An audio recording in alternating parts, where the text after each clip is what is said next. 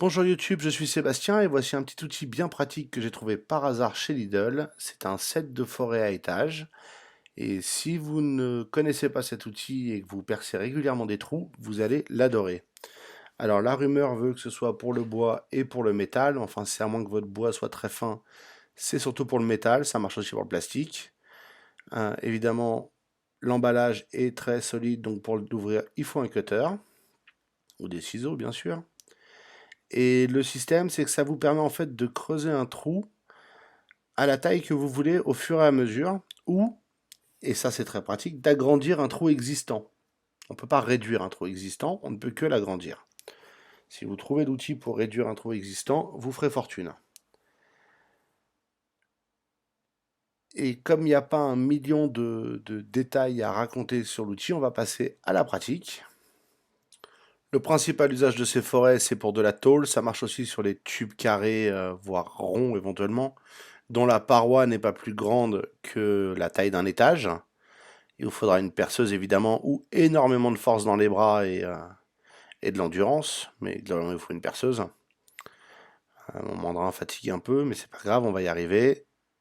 Vous pouvez utiliser un poinçon pour marquer le point de départ si vous voulez percer précisément, hein. Moi je fais une démonstration sans importance. Et on peut partir de l'absence de trou et percer un trou, et à chaque fois qu'on veut ça va s'enfoncer d'un cran, et d'un cran, et d'un cran, et d'un cran. Celui-là va de 4 à 32, je crois. Euh, les tailles sont intéressantes, puisque surtout dans les grandes, parce qu'avoir des forêts jusqu'à 10, c'est relativement facile, même 12.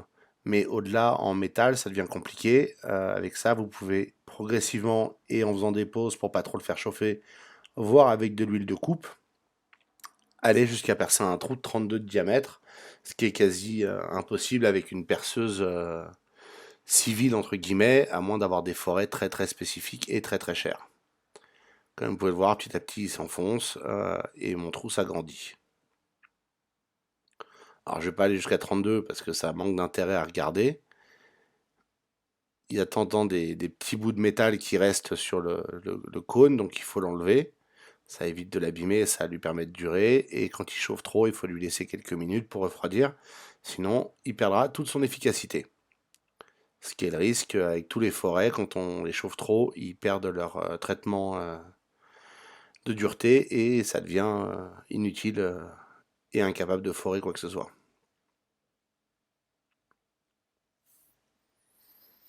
Le petit qui est livré avec fait des petites tailles, ça manque un peu d'intérêt, mais ça peut servir si vous avez besoin d'un peu plus de précision ou si vous avez une perceuse fine pour être dans des endroits fins.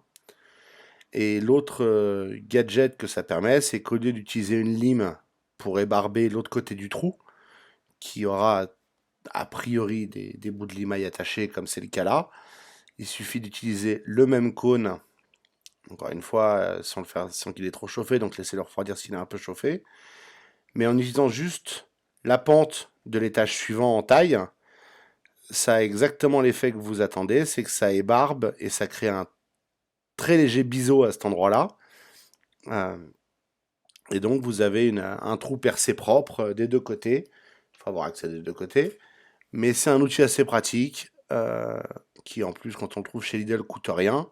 Mais même en version de marque d'outillage professionnel, ça coûte pas très cher. Et c'est bien pratique quand on en a besoin. Ça évite d'avoir à aller acheter le forêt introuvable qui coûte une fortune et qui nous servira qu'une seule fois. Merci d'avoir suivi cette vidéo, j'espère qu'elle vous aura été utile et vous aura intéressé. Si c'est le cas, pensez à vous abonner et à la liker. Et puis si vous avez des questions ou des remarques, les commentaires sont là pour ça.